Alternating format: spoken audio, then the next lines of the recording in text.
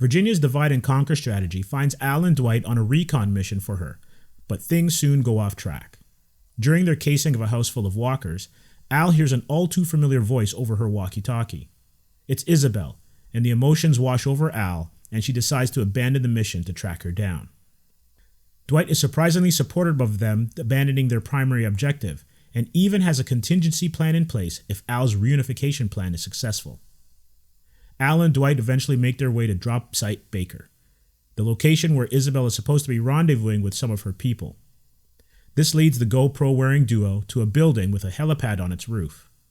Once inside, they dispatch of a few walkers before crossing paths with a couple of armed individuals who aren't exactly happy to see them. While in lockdown, Dwight begins to probe Al on just who Isabel is. In spite of their feelings for each other, Isabel is a part of the Civil Republic military, and Al must come to terms with the fact that she may commit heinous acts as a part of her job. Alaska is about choices, and Al is faced with some tough decisions. When the people in the building ask for their help, it soon becomes clear to her that helping them is a futile venture. It would also run counter to what Virginia wants and keep her from meeting Isabel. Dwight isn't willing to accept Al's interpretation of the situation or the choices Al makes, but his own quest to find a lost love strikes a chord. Their ascension up the building becomes even more complicated when Al discovers a lesion on Dwight's neck and reveals that he's been infected with the bubonic plague. Alaska then turns into a dual race against time, one to reach Isabel in time and the other to get Dwight some antibiotics to save his life.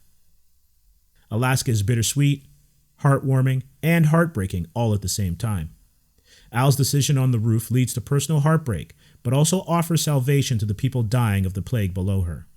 The domino effect of her actions becomes complete when a familiar voice crackles over the walkie-talkie just as she and Dwight are about to move on. Fear the Walking Dead, like the other shows in the Walking Dead universe, don't usually have such uplifting endings. What comes of it remains to be seen, but for now, it's nice to enjoy a little bit of sunshine when it breaks through the clouds. Fear the Walking Dead, Episode 603, Alaska. 4 stars.